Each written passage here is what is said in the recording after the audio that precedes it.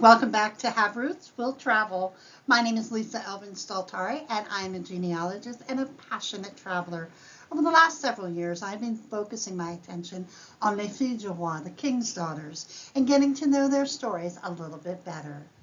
I am also doing a concurrent series called Les filles mariées, the marriageable girls, so you can have a look at that. That comes out on Saturdays, and my filles du roi for right now are coming out on Wednesdays. Now, before we begin, let me show you ways you can support the channel. The first three keep you in the know. Subscribe, like this video, and then notify. If you want, just click on that bell, and then every time I post new content, you'll be among the first to know. The next three are ways to help the channel grow, which are Coffee and Patreon, which is an external platform that I have the links to. And then we also have on my website, Have Roots Will Travel, we have the PayPal button that you can use to donate. And I also want to make sure that you all know where I'm filming this, and this is going to air in, I believe, August. So it's never too early to start thinking about Christmas gifts. So have a look and email me and see what the cost might be for a gift, that sort of thing. So let me know, and I can start putting that on my calendar. And so with that being said, let's get to know our filles du roi of this episode, which many of you know is the double feature of the Prevost girls. And we are going to be looking at Elisabeth. So let's get to know Elisabeth a little bit better. And so we come to episode 272, Elisabeth Prevost. Now, she is the sister of Marguerite that we've just done in episode 271. She's also a viewer request. And I'm putting together a two-part series so that you can watch them back to back. So Elisabeth was actually Marguerite's older sister, and she was born in 1646 in Rouen, Normandy, which is part of the Normandy region, and in the Seine-Maritime department. She was also baptized at Saint-Nicolas. Her parents were also Adrien Prévost and Marie Leblanc. All of you know Rouen and how incredible it is as a city. It is the capital of the region of Normandy. Now, one of the things it's renowned for is the fact that it was the place where Joan of Arc was tried and burned alive in 1431. It's a significant city of cultural and educational impact. And that church that she would have been baptized was the Church of Saint Nicolas, and it dates from the 12th, rebuilt in the 15th century, and eventually destroyed in 1840. So Elisabeth would come to New France. She boarded the Prince Maurice and arrived in Quebec on July 30th, 1671. She carried with her a dowry of about 300 pounds. And her father at that point had passed away. And obviously her younger sister, Marguerite, was already a fille du roi and already established in the New World. Now we come to the groom that she would select and who would select her. His name, Jean-François Foucault. He's born in 1632, but where? I just about pulled my hair out. He is from the region and the Dordogne department, but I have conflicting evidence.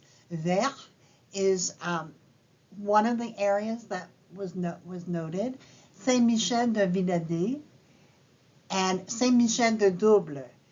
And so all of these are areas that, and I've even traced it. I went well, how far away is it? So it is conceivable that he was born in one place, lived in another, not really sure.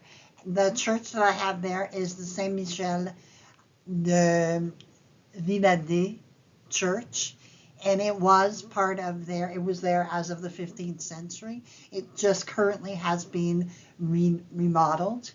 And so this is all I know. Right now, the Verte has about 1,700 people. Saint-Michel de Villadé has about 300. So it just gives you an idea of where he is possibly located. Anybody who has more information, please let me know in the comments below. So sometime in the 1660s, Jean-François would come to New France. He's listed on the 1667 census. He's an habitant, which means that he probably is farming of some kind. And you can see on the he's at Île d'Orléans actually in this census. Nom des personnes qui ne sont point mariées ou mariées en France, habitant sur l'île d'Orléans. So this is basically telling us that these are the people that are single and who are either married in France or are single on the island. And because it tells us that he's an habitant, which means a farmer of some kind, we can assume that he's either done an apprenticeship or that he has indeed acquired land and is ready to be married. By 1667, he's single. We're not really sure where he's going to go from here, but we do know what happens next. So on the 14th of November, 1671, Elisabeth and Jean-François were married at Quebec City. She was given the king's gift of £50. So they started out in Berthier. It's also called Berthierville, Berthier-en-Eau. In 2007, Berthier actually celebrated the 335th anniversary of its founding. On the 29th of October, 1672, the intendant Jordanot granted the Sire Randin a first part of the seigneurie, which he sold the following year to the Sire Alexandre Berthier, who gave the seigneurie its name. This seigneurie was then ultimately purchased by Pierre de Lestage, a merchant of Montreal. And then it was later passed on eventually to a Scotsman in 1765. So it's got this really, really interesting history. So please have a look at that. If this is your ancestry, it really is an interesting place to study. So from there, where did they go? They went to Trois-Rivières. Now, Trois-Rivières is only the second settlement of New France. It was, I believe the founding was July 4th, 1634. It was named Trois-Rivières because of the St. Maurice River has three channels that form at the mouth of the St. Lawrence River. Trois-Rivières is French for three rivers. It was known for a long, long time as Three Rivers in the Anglophone community, or English people would call it that.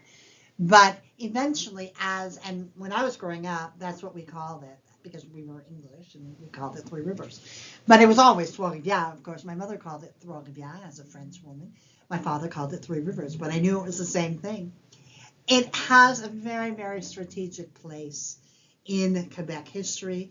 As the French, took back their country, if you will, it really became known as Trois-Rivières, even in English circles. So that was kind of a really interesting evolution that I saw, that I witnessed. And because of its location, it really did help the new nation grow and prosper.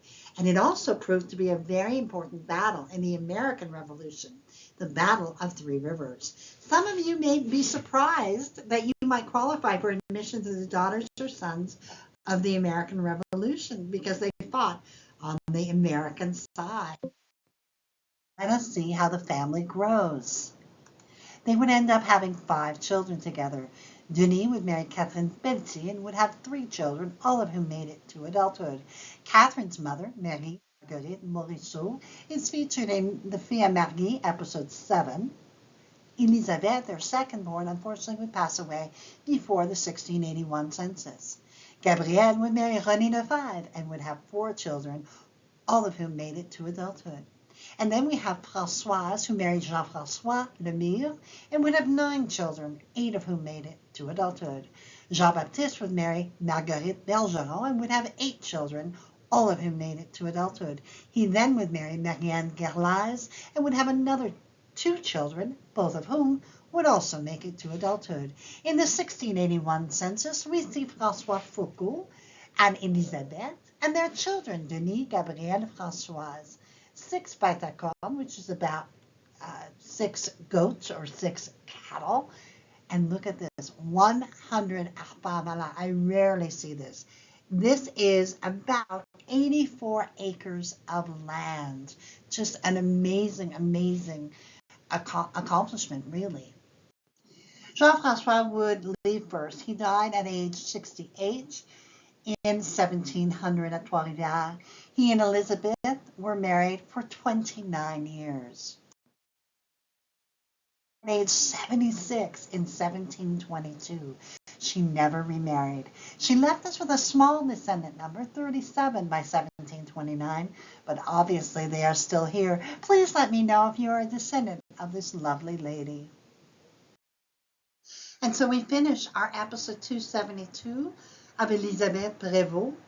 Now, I just love this lady. I think that the fact that she endured so long, I mean, dying at the age of 76, is a remarkable feat. At any age, actually, but certainly that back then was remarkable. And she never remarried. She just kept going on. And remember, she didn't leave us with that many descendants, but the fact that she did, we know that they're out there. So please let me know if you are a descendant of this remarkable lady. I really enjoy telling her story. I also want to say thank you to my patron supporters and subscribers. You really are amazing. Thank you, thank you, thank you for all your support. I really couldn't do it without you. And with that being said, I will see you on episode 273 of Les Filles du Roi. Until then, au revoir.